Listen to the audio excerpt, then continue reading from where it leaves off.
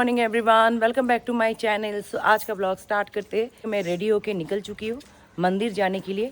अब सीधा वहाँ जाके बात करते हैं। हमें कोई कार नहीं मिल रहा था, ना कोई उबर ना कोई ओला। लगातार कैंसिल करने की वजह से हमने पकड़ ली ऑटो, क्योंकि हम हो रहे थे बहुत लेट।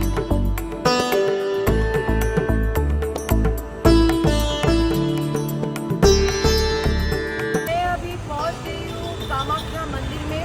ये है मेन गेट, यहाँ से हम सीधा ऊपर जाएंगे। हम कोई प्राइवेट कार बुक करके नहीं आए थे, इसलिए ऊपर जाने के लिए हमको लेनी पड़ी शेयरिंग कार। ऊपर जाने के लिए आपको शेयरिंग कार या रिक्शा मिल जाएगा।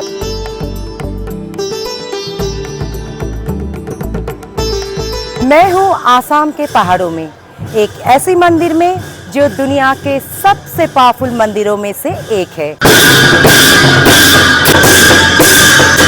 एक ऐसी देवी के पास जहां माता को साल में 3 दिन मासिक धर्म आता है। आखिर क्यों इस मंदिर में माता की मूर्ति की जगह उनकी योनि की पूजा की जाती है, और इस जगह पर ऐसा क्या खास है कि पूरे दुनिया के तांत्रिकों का यहाँ मेला लगता है, और इसे वशीकरण, काला जादू और तंत्र मंत्र करने वाले तांत्रिकों का गढ़ माना जाता है। तो चलिए, स्वागत है आप सभी का माँ कामाख्या देवी मंदिर में। हर साल जून महीने में माँ कामाख्या का गर्भगृह का दरवाजा विधिवत रूप से बंद कर दिया जाता है। कहते हैं कि उस दौरान माँ रजस्वला अवस्था में प्रवेश करती है। 4 दिन तक माँ विश्राम करती है, और इसी कारण मंदिर का पट भक्तों के लिए बंद कर दिया जाता है।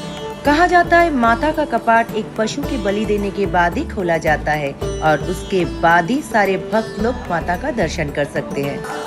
यहाँ देवी 10 विद्याओं के साथ विराजमान है। काली, तारा, त्रिपुरा सुंदरी, धूमावती, बगलामुखी, भुवनेश्वरी, मातुंगी, छिन्नमुस्ता, त्रिपुर भैरवी, कमला। ये मंदिर रहस्य चमत्कार से भरा हुआ एक पवित्र स्थान है।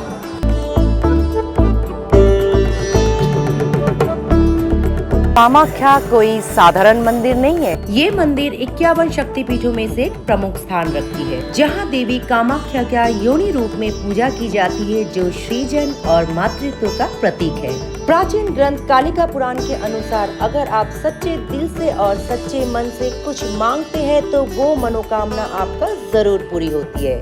यहाँ लोग दूर दूर से आते हैं। इस मंदिर से जुड़े कई सारे रहस्य हैं। ये भारत के कुछ मंदिरों में से एक है जहाँ बलि दी जाती है।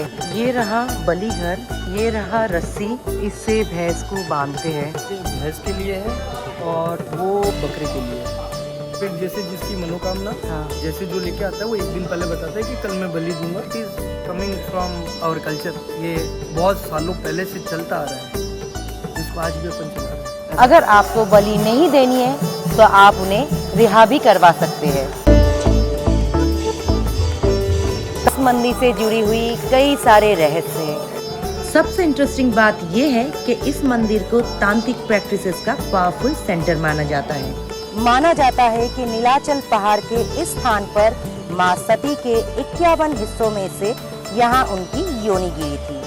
औरत के शरीर का वो हिस्सा जहाँ से हम जन्म लिए हैं। मैं अभी बैठी हूँ सौभाग्य कुंड के पास।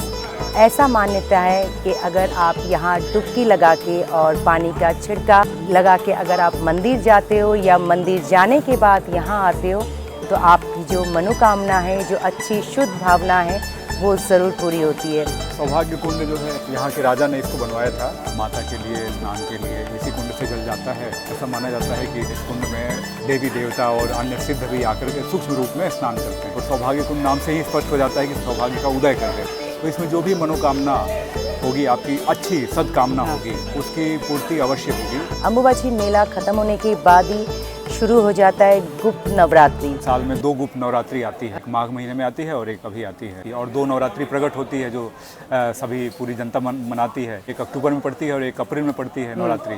वह सब मनाते हैं।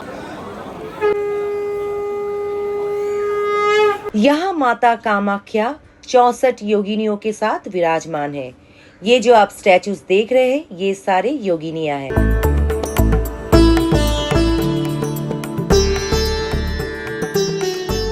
यहाँ पर गणेश जी भी विराजमान हैं, माँ का द्वारपाल। यहाँ पर आप देख पा रहे कि सब लोग पैसे लगाने की कोशिश कर रहे हैं। मान्यता ऐसा है कि अगर आपका पैसा यहाँ लग गया तो आपका जो भी मनोकामना है वो पूरा होगा।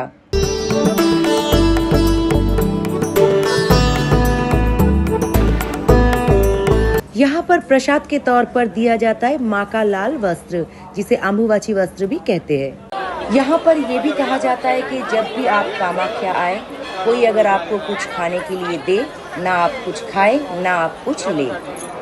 ये माता का कुंड है जहाँ मच्छी भी है और टर्टल्स भी है।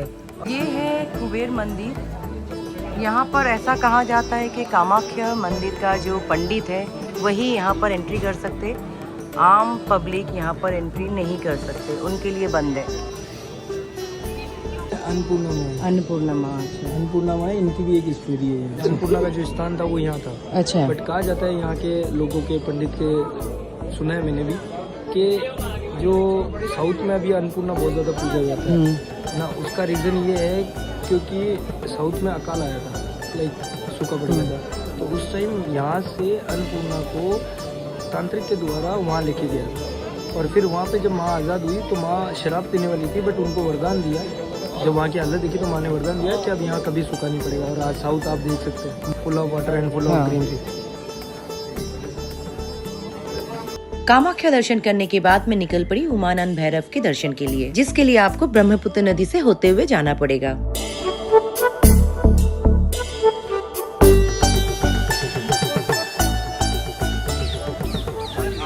ऐसा कहा जाता है कि जो भी भक्त कामाख्या मंदिर दर्शन करने आता है उसे उमानंद भैरव का दर्शन करना अनिवार्य है।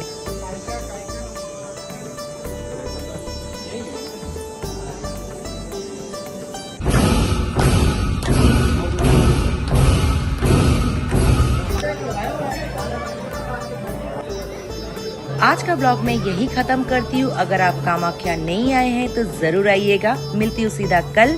जय माँ कामाख्या।